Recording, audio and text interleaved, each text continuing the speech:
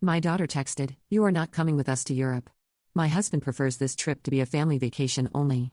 This was after I had paid in full for their new house. So I cancelled all the payments and sold it. When they came home, I am Mildred Collins, 68 years old, a retired high school English teacher who has spent the past 20 years in a little blue house overlooking the Oregon coast. Life here is quiet, the kind of quiet that seeps into your bones. Most mornings I wake to the sound of gulls and the smell of salt in the air. But for the past few months, my mornings have carried something else to excitement. I had been planning this trip to Italy since winter. Rachel, my only daughter, and her husband Evan, had agreed it was time for us to travel together. We would start in Rome, tour the Colosseum, walk the cobblestone streets near the Trevi Fountain, then take a train to Florence for the museums and markets.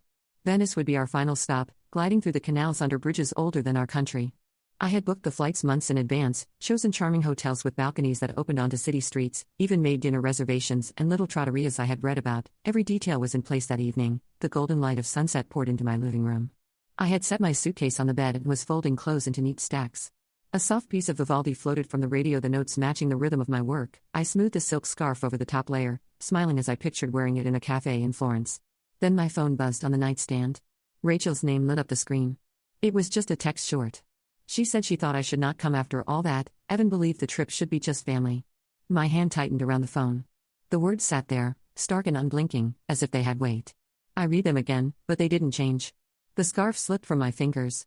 I set it back in the suitcase, though my hands shook as I did it. My eyes moved to the plane ticket on the table beside the bed, the one I had printed that morning. I stared at it for a long time, the edges blurring. The music on the radio kept playing, but it felt far away now, as if I were listening through water.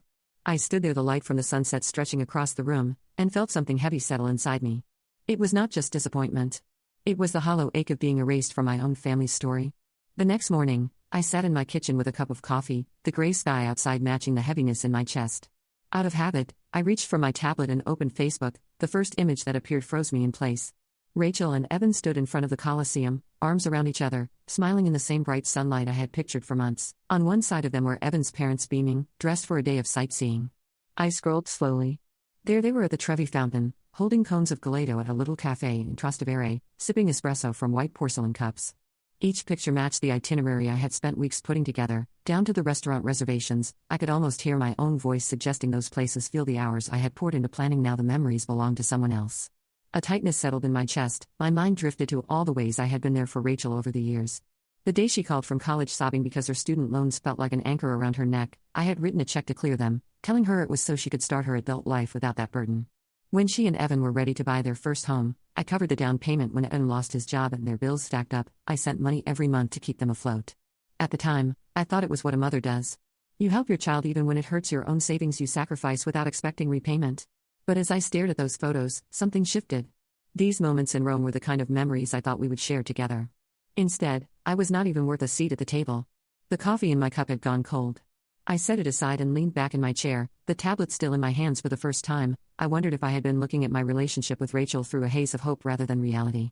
Maybe I was not a mother to her in the way I thought. Maybe I was simply the person she called when the bills came due.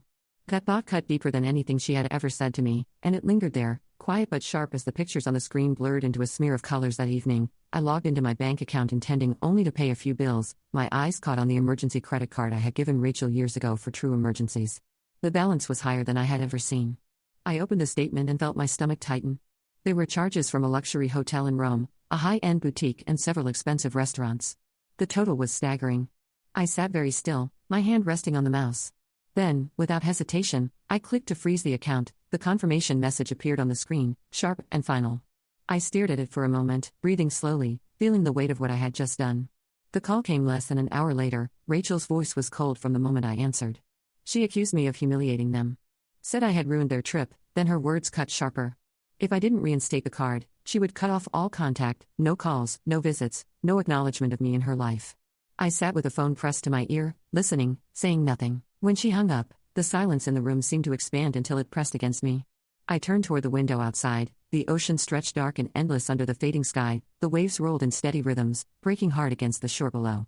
I had always found comfort in that sound, but now it felt like the echo of something final in that stillness. I realized that in Rachel's eyes, I was no longer family. I was only a resource she could lose. My hands rested in my lap, and I felt a strange calm push its way through the hurt. They had drawn a line, and now it was my turn to decide which side I stood on. The next morning, I sat at my kitchen table with my laptop open, the early light coming in pale through the curtains. My hands were steady as I pulled up the county property records. It took only a few clicks to confirm what I already knew. The house Rachel and Evan lived in was still under my name, free and clear. I closed my eyes for a moment, letting that fact settle over me like a quiet shield.